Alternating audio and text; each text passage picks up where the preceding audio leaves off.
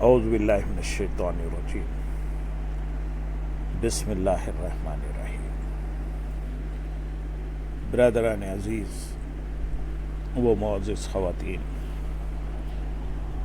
آج کی اس نشست میں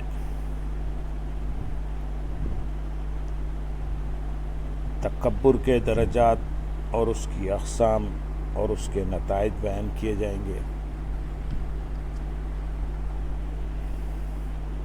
جان لیجئے، تکبر اللہ تعالیٰ کی ذات پر کیا جاتا ہے یا اس کے رسول پر یا عام انسان پر۔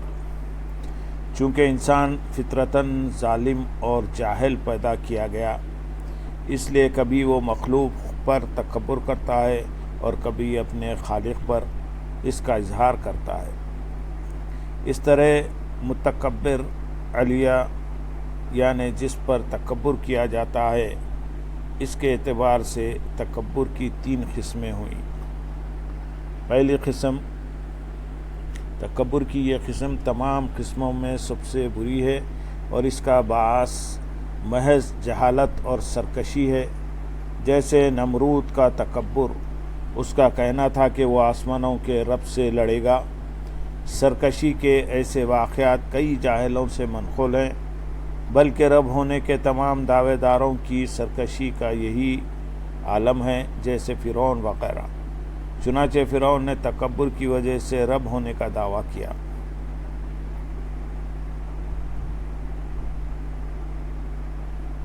قرآن حکیم میں ارشاد فرمایا اللہ تعالیٰ نے، میں تمہارا رب سے اونچا رب ہوں۔ یعنی فرعون نے تکبر کی وجہ سے کہا کہ میں تمہارے رب سے اونچا رب ہوں، اور اللہ تعالیٰ کی بندگی سے نفرت کا اظہار کیا۔ ایسوں کے متعلق اللہ تعالیٰ ارشاد فرماتے ہیں سورۃ المومن آیت نمبر 60 میں، بے شک وہ جو میری عبادت سے اونچے کھنچتے تکبر کرتے ہیں، عنقریب جہنم میں جائیں گے ذلیل ہو کر۔ سورۃ النساء آیت نمبر 172 میں ارشاد ہے، ہرگز مسیح اللہ کا بندہ بننے سے کچھ نفرت نہیں کرتا اور نہ مخرب فرشتے۔ سورۃ الفرقان آیت نمبر 60 میں ارشاد ہے، اور جب ان سے کہا جائے رحمان کو سجدہ کرو، کہتے ہیں رحمان کیا ہے، کیا ہم سجدہ کر لیں جیسے تم کہو، اور اس کا حکم نے انہیں اور بدگنا بڑھایا۔ دوسری قسم، رسولوں پر تکبر کرنا، یعنی اپنے نفس کو باعزت خیال کرنا اور بلند سمجھنا، اور یوں تصور کرنا کہ عام لوگوں جیسے ایک انسان کا حکم کیسے مانا جائے۔ بعض اوقات یہ بات غور و فکر سے روک دیتی ہے۔ یوں وہ شخص تکبر کے بعد جہالت کے اندھیرے میں بھٹکتا رہتا ہے اور اطاعت سے روگردانی کرتا ہے اور اپنے آپ کو حق پر سمجھتا ہے۔ کبھی معرفت کے باوجود اطاعت سے رک جاتا ہے۔ اس کا نفس اسے حق کے سامنے جھکنے اور رسولوں کے سامنے عاجز کرنے سے روک دیتا ہے۔ ایسے بہت سوں کے اقوال قرآن پاک میں موجود ہیں۔ سورۃ مومنون آیت نمبر 47 میں ارشاد ہے، کیا ہم ایمان لے آئیں اپنے جیسے 2 آدمیوں پر اور ان کی قوم ہماری بندگی کر رہی ہے۔ سورۃ ابراہیم آیت نمبر 10 میں ارشاد ہے، تم تو ہمیں جیسے آدمی ہو۔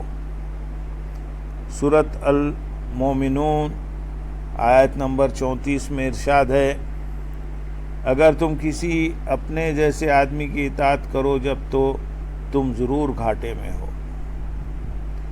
سورۃ الفرقان آیت نمبر 21 میں ارشاد ہے، اور بولے وہ لوگ جو ہمارے ملنے کی امید نہیں رکھتے، ہم پر فرشتے کیوں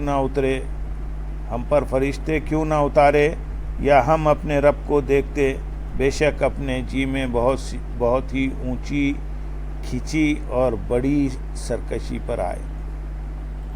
اللہ تعالیٰ نے فرعون کی بات کو نقل فرمایا، سورۃ الزخرف آیت نمبر 53 میں ارشاد ہے، یا اس کے ساتھ فرشتے آتے کہ اس کے پاس رہتے، اور اس کے متعلق ارشاد فرمایا سورۃ القصص آیت نمبر 39 میں،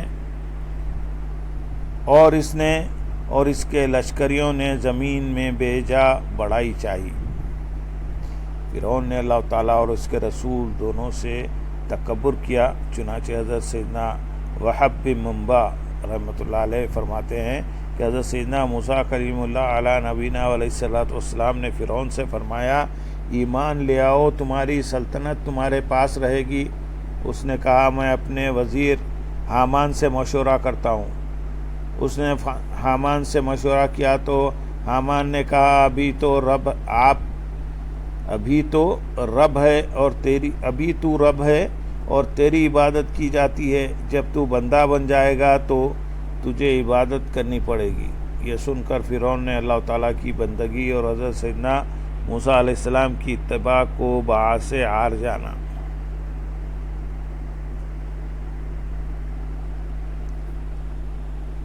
حضور نبی اکرم صلی اللہ علیہ وسلم کے متعلق قریش مکہ کے قول کو اللہ تعالیٰ نے نقل فرمایا سورۃ الزخرف آیت نمبر 31 میں، کیوں نہ اتارا گیا یہ قرآن ان دو شہروں کے کسی بڑے آدمی پر۔ حضرت سیدنا قتادہ رحمۃ اللہ علیہ فرماتے ہیں، عظیم القریتین یعنی دو شہروں کے بڑے آدمی سے ولید بن مغیرہ اور ابو مسعود ثقفی مراد ہے۔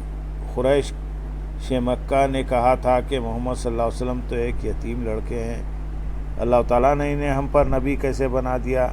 نبی کوئی ایسا شخص ہونا چاہیے تھا جو جاہ و منصب میں ان سے فائق ہوتا۔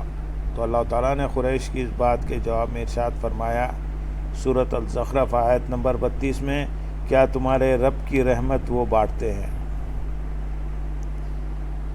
ایک جگہ قریش کا یہ قول بیان کیا سورۃ الانعام آیت نمبر 53 میں کہ مالدار کافر محتاج مسلمانوں کو دیکھ کر کہیں، کیا یہ ہے جن پر اللہ نے احسان کیا ہم میں سے؟ یعنی انہوں نے مسلمانوں کو حقیر سمجھا اور خود پر مقدم کیے جانے کو ناممکن جانا۔ چنانچہ قریش نے سید عالم صلی اللہ علیہ وسلم سے کہا، ہم ان لوگوں کی موجودگی میں آپ کے پاس کیسے بیٹھیں؟ اس بات میں انہوں نے مسلمان فقراء کی طرف اشارہ کیا، یعنی قریش نے فخر کی وجہ سے مسلمانوں کو حقیر جانا اور ان کے ساتھ بیٹھنے سے تکبر کیا، تو اللہ تعالیٰ نے ان کے متعلق یہ آیت مبارکہ نازل فرمائی سورۃ الانعام آیت نمبر 52،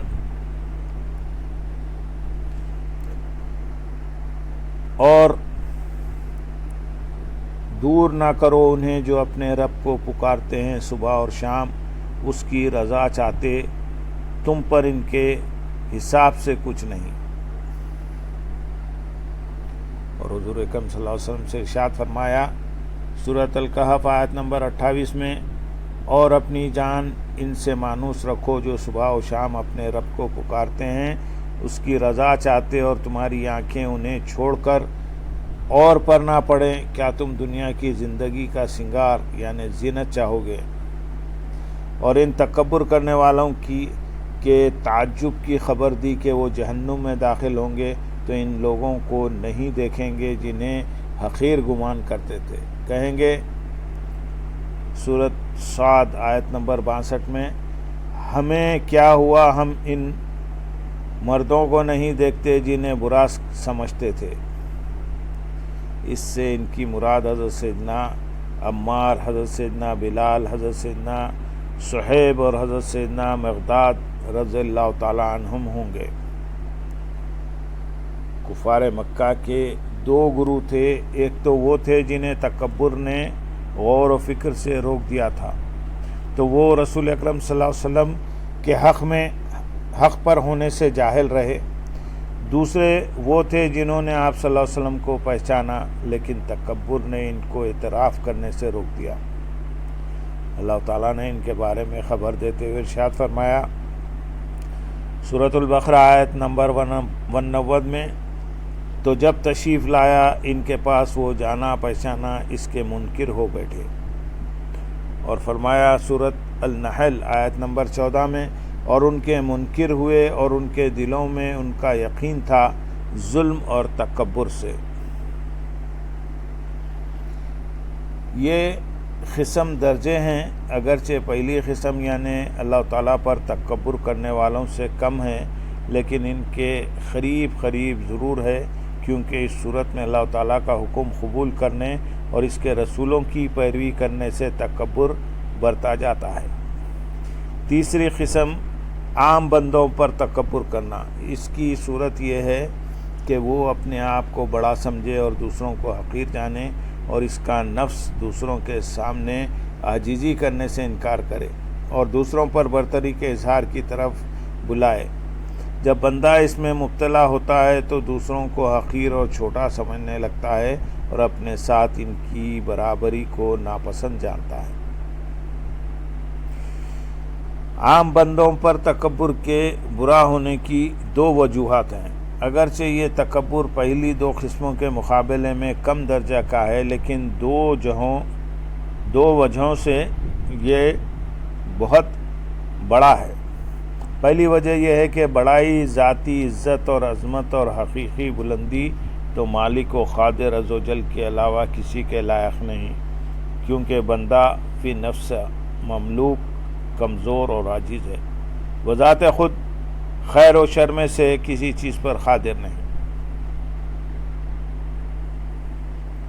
جب بندے کی یہ حالت ہے تو اسے تکبر کیسے زیب دے سکتا ہے؟ معلوم ہوا کہ بندہ جب تکبر کرتا ہے تو اللہ تعالیٰ کے ساتھ اس کی ایک ایسی صفت میں جھگڑتا ہے جو صرف اسی کی جلالت شان کے لائق ہے۔ اس کی مثال یہ ہے کہ غلام بادشاہ کی ٹوپی لے کر اپنے سر پر رکھ لے اور اس کے تخت پر بیٹھ جائے تو غلام کے اس فعل سے بادشاہ کس قدر ناراض ہوگا اور غلام کو کس قدر رسوائی اور ذلت کا سامنا کرنا پڑے گا۔ پھر یہ غلام کی یہ حرکت آقا کے سامنے کس قدر جرأت کہلائے گی، نیز اس نے جو فعل کیا وہ کس قدر برا ہے۔ حدیث قدسی میں اسی طرف اشارہ ہے کہ اللہ تعالیٰ ارشاد فرماتے ہیں، عظمت میرا ازار اور بڑائی میری چادر ہے، جو کوئی ان میں کسی ایک کے بارے میں بھی مجھ سے جھگڑے گا میں اسے تباہ کر دوں گا۔ اللہ تعالیٰ ارشاد فرماتے ہیں، یہ خاص میری صفت ہے اور صرف میرے لائق ہے، اور اس کے متعلق جھگڑنے والا میری صفات میں سے ایک صفت میں مجھ سے جھگڑتا ہے۔ جب بندوں سے بڑائی کا اظہار صرف اللہ تعالیٰ کے شایان شان ہے، تو جو آدمی اس کے بندوں پر تکبر کرتا ہے وہ اللہ تعالیٰ کا مجرم ہے، کیونکہ جو شخص بادشاہ کے خاص غلاموں کو ذلیل و رسوا جانتا ہے، ان سے خدمت لیتا ہے، ان پر بڑائی کا اظہار کرتا ہے اور ان سے وہی معاملہ کرتا ہے جو بادشاہ ان سے کرتا ہے، تو وہ بادشاہ کے بعض معاملات میں دخل اندازی کر رہا ہوتا ہے، اگرچہ یہ اس شخص کی طرح نہیں جو بادشاہ کے تخت پر بیٹھنا چاہتا ہے اور تنہا حکومت کرنا چاہتا ہے۔ تمام لوگ اللہ تعالیٰ کے بندے ہیں اور رب تعالیٰ کو ان پر عظمت اور بڑائی حاصل ہے، لہذا جو شخص اللہ تعالیٰ کے بندوں میں سے کسی پر تکبر کرتا ہے تو وہ اللہ تعالیٰ سے اس کے حق میں جھگڑتا ہے۔ البتہ اس جھگڑنے میں اور فرعون و نمرود کے جھگڑنے میں ایسا ہی فرق ہے جیسا فرق ان دو شخصوں کے درمیان ہے، جن میں سے ایک بادشاہ کے بعض غلاموں کو حقیر جاننے کی صورت میں بادشاہ کا مجرم ٹھہرتا ہے، اور دوسرا بادشاہ کی بادشاہی میں جھگڑنے کے سبب مجرم ٹھہرتا ہے۔ دوسری وجہ عام بندوں پر تکبر کے برا ہونے کی ایک وجہ یہ ہے کہ یہ تکبر اللہ تعالیٰ کے احکام کی مخالفت کی طرف لے جاتا ہے، کیونکہ متکبر آدمی جب کسی بندے سے حق بات سنتا ہے تو اسے قبول کرنے میں عار محسوس کرتا ہے، بلکہ اسے جھٹلانے کی کوشش کرتا ہے۔ مناظرانہ بحثوں میں اس کا مشاہدہ عام ہے۔ مناظر کا دعویٰ یہ ہوتا ہے کہ وہ دین کے رازوں سے پردہ اٹھا رہا ہے، لیکن جب حق قبول کرنے کا معاملہ آتا ہے تو متکبرین کا سا رویہ اپناتا ہے۔ اگر ایک شخص کی زبان پر حق ہوتا ہے تو دوسرا اسے قبول نہیں کرتا۔ یہی نہیں بلکہ حق کو ٹھکرانے اور اسے ناحق قرار دینے کے لیے طرح طرح کے ہیلے بہانے تراشتا ہے، حالانکہ یہ منافقوں اور کافروں کا طریقہ ہے، جیسا کہ ارشاد باری تعالیٰ ہے سورۃ حمیم السجدہ آیت نمبر 26 میں، اور کافر بولے یہ قرآن نہ سنو اور اس میں بےہودہ غل یعنی شور کرو، شاید یوں ہی تم غالب آؤ۔ تو وہ شخص حق کا اظہار کرنے کی بجائے مد مقابل پر غلبہ پانے اور اسے خاموش کروانے کے لیے مناظرہ کرے، وہ اس عادت میں کفار و منافقین کے ساتھ شریک ہے۔ یوں ہی تکبر انسان کو وعظ و نصیحت قبول کرنے سے بھی روک دیتا ہے۔ چنانچہ اللہ تعالیٰ ارشاد فرماتے ہیں سورۃ البقرہ آیت نمبر 206 میں، اور جب اس سے کہا جائے کہ اللہ سے ڈرو تو اسے اور ضد چڑھے گناہ کی۔ امیر المومنین حضرت سیدنا عمر فاروق رضی اللہ تعالیٰ عنہ کے متعلق مروی ہے کہ انہوں نے یہ آیت مبارکہ پڑھنے کے بعد ان للہ و انا الیہ راجعون کہا اور فرمایا ایک شخص نے نیکی کی دعوت دی تو اسے قتل کر دیا گیا۔ پھر دوسرا کھڑا ہوا اور اس نے کہا کیا تم ایسے لوگوں کو قتل کرتے ہو جو نیکی کا حکم دیتے ہیں؟ تو متکبر شخص نے اسے بھی قتل کر دیا۔ بس اس متکبر شخص نے نیکی کی دعوت دینے والے اور قتل سے منع کرنے والے دونوں کو محض تکبر کی وجہ سے قتل کر دیا۔ حضرت سیدنا عبداللہ بن مسعود رضی اللہ تعالیٰ عنہ فرماتے ہیں کسی شخص کے گناہگار ہونے کے لیے یہی بات کافی ہے کہ جب اس سے کہا جائے اللہ تعالیٰ سے ڈرو تو وہ کہے تو اپنی فکر کر۔ ایک شخص بائیں ہاتھ سے کھا رہا تھا، سرکار مدینہ صلی اللہ علیہ وسلم نے اس سے فرمایا دائیں ہاتھ سے کھاؤ۔ اس نے جواب دیا میں ایسا نہیں کر سکتا۔ اس پر آپ صلی اللہ علیہ وسلم نے فرمایا تو واقعی ایسا نہیں کر سکے گا، چونکہ اس شخص نے تکبر کے باعث ایسا کہا تھا۔ راوی فرماتے ہیں کہ اس کے بعد اسے کبھی اپنا دایاں ہاتھ اٹھانا نصیب نہ ہو، یعنی اس کا دایاں ہاتھ بیکار ہو گیا۔ معلوم ہوا کہ لوگوں پر تکبر کرنا بھی بہت بڑا گناہ ہے، کیونکہ یہ پھر اللہ تعالیٰ کے حکم پر تکبر کرنے کی طرف لے جاتا ہے۔ شیطان کی مثل ہمارے سامنے موجود ہے۔ اللہ تعالیٰ نے لوگوں کی عبرت کے لیے شیطان کی نافرمانی کو قرآن مجید میں بیان فرمایا۔ چنانچہ شیطان کا کہنا انا خیر منہ، میں اس سے بہتر ہوں، یہ تکبر نسب کی وجہ سے تھا، کیونکہ اسی نے کہا تھا تو نے مجھے آگ سے بنایا اور اسے مٹی سے پیدا کیا۔ اس تکبر نے شیطان کو اس سجدے سے روکا جس کا حکم اللہ تعالیٰ نے اسے حکم دیا تھا۔ ابتدا میں شیطان کا تکبر حضرت سیدنا آدم علیہ السلام کے مقابلے میں تھا، کیونکہ اسے ان سے حسد تھا، لیکن یہی تکبر اسے اللہ تعالیٰ کے حکم کے سامنے تکبر کرنے کی طرف لے گیا اور پھر یہ اس کی دائمی ہلاکت کا سبب بن گیا۔ بندوں پر تکبر کی آفات میں سے یہ آفت سب سے بڑی ہے۔ رسول اکرم صلی اللہ علیہ وسلم سے جب حضرت سیدنا ثابت بن قیس رضی اللہ تعالیٰ عنہ نے عرض کی کہ یا رسول اللہ صلی اللہ علیہ وسلم مجھے یہ بات پسند ہے کہ میں خوبصورت دکھائی دوں، تو کیا یہ تکبر ہے؟ تو آپ صلی اللہ علیہ وسلم نے فرمایا نہیں، بلکہ تکبر تو یہ ہے کہ آدمی حق کو جھٹلائے اور لوگوں کو حقیر جانے۔ ایک روایت میں ہے تکبر وہ ہے جو حق کا انکار کرے۔